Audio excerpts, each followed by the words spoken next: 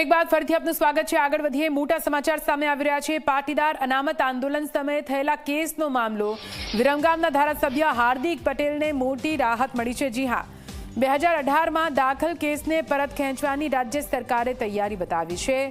Nikol police મથકે નોંધાયેલી ફરિયાદ પરત લેવાની તૈયારી। કલેક્ટર અને સરકારી વકીલે અભિપ્રાય સહિતની કામગીરી પૂર્ણ કરી છે।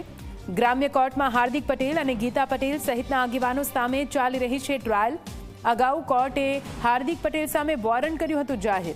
મહત્વનું છે કે આંદોલન દરમિયાન નિકોલમાં પ્રતિક ઉપવાસમાં પરવાનગી વિના ધરણા, લોકોને ઉશ્કેરવા અને પોલીસને અપશબ્દો બોલવા બદલ ગુનો નોંધાયો હતો।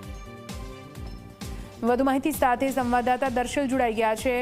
દર્શલ, પાટીદાર આંદોલન સમયે થયેલા કેસો પરત લેવાની હવે પૂર્ણ તૈયારી થઈ રહી છે। હાર્દિક પટેલને મોટી રાહત મળી છે, શું વિગતો? દર્શલ જી, હાર્દિક પટેલ જે વિરમગામના ધારાસભ્ય છે કે જેઓ પાટીદાર અનામત આંદોલન સમયે એ સૌથી આગળનો અને મુખ્ય જે ચહેરો હતો કે જ્યાં એ આંદોલન સમયે ઘણી બધી જગ્યાએ કેટલીક ઘટનાઓ બની, જેમાં નિકોલ ખાતે એ પ્રતિક ઉપવાસ દરમિયાન એ પરવાનગી વગર ધરણા, લોકોને ઉશ્કેરવા અને પોલીસને અપશબ્દો બોલવાનો જે ગુનો દાખલ થયો હતો, એ કેસની અંદર સરકારે અહીંયા રાહત આપવા તરફનું એક વલણ અજમાવ્યું છે, જેને લઈને 2018માં જે નિકોલ પોલીસ સ્ટેશનમાં જે ગુનો નોંધાયો હતો તે સમગ્ર ગુનાની અંદર કેસમાં કલેક્ટર અને સરકારી વકીલે અભિપ્રાય સહિતની કામગીરી પૂર્ણ કરી છે, જેમાં કેસ પરત લેવા માટેનો એક અભિપ્રાય જે છે આપવામાં આવ્યો છે। હવે એ અંગે ટૂંક દિવસમાં એક જાહેરાત થઈ જશે, પરંતુ હાલ આ એક મોટી રાહત એ હાર્દિક પટેલ સામે કહી શકાય છે કે જેને આ કેસમાં એક રાહત મળશે। અને જે પ્રકારે પાટીદાર અનામત આંદોલન સમયે અલગ અલગ જગ્યાઓ પર જે ગુના દાખલ થયા હતા, જે કાર્યવાહી થઈ હતી,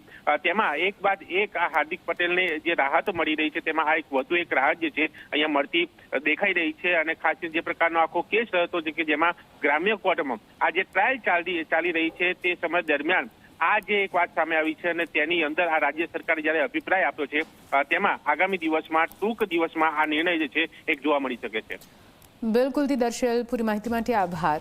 તો હાલ તો નિકોલ પોલીસ મથકે કલેક્ટર અને સરકારી વકીલે કામગીરી પૂર્ણ કરી છે।